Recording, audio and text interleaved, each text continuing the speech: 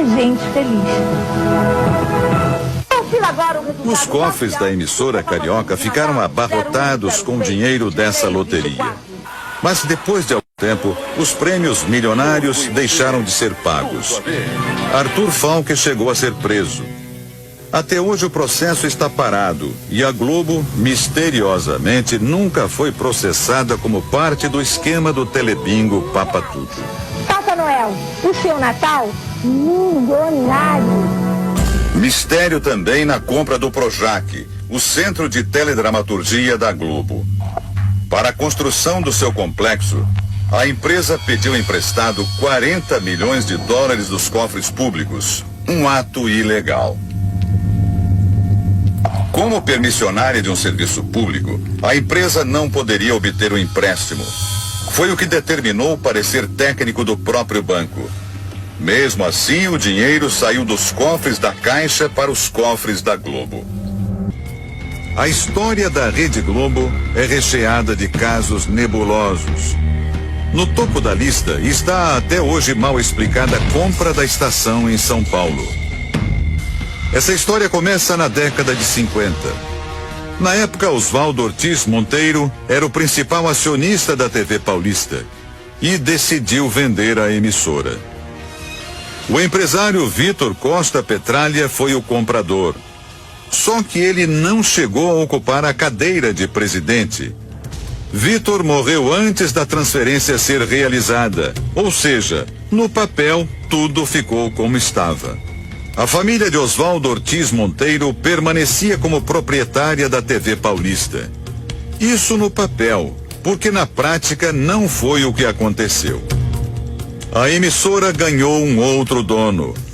Foi o filho de Vitor Costa quem assumiu o comando da TV Paulista. E foi ele que em 1964 vendeu a TV Paulista para Roberto Marinho. O chefão da Globo comprou a emissora de um homem que não era dono dela. Este jornalista confirma toda a história. Carlos Newton conta que a investigação da compra da TV Paulista começou no final dos anos 90, depois da morte de Oswaldo Ortiz Monteiro, o dono de fato, que não chegou a formalizar a venda para a família Costa.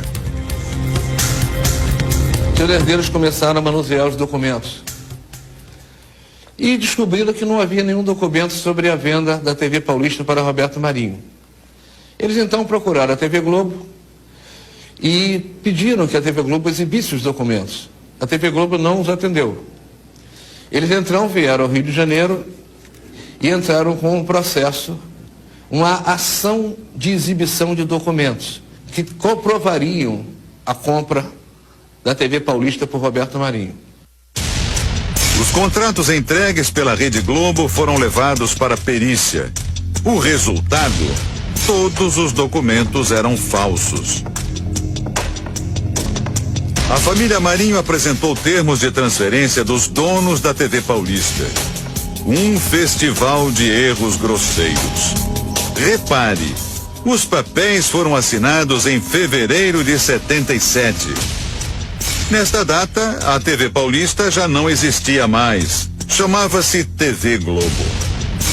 E o curioso, 2 nomes que aparecem nos termos já haviam morrido no ano da assinatura, como mostram as certidões de óbito. Se estavam mortos, como é que assinaram? Para justificar a transferência, os contratos foram assinados por Luiz Eduardo Borghetti. Borghetti era funcionário da Rede Globo e, pelo documento, ele teria recebido dos proprietários da TV Paulista o comando das ações.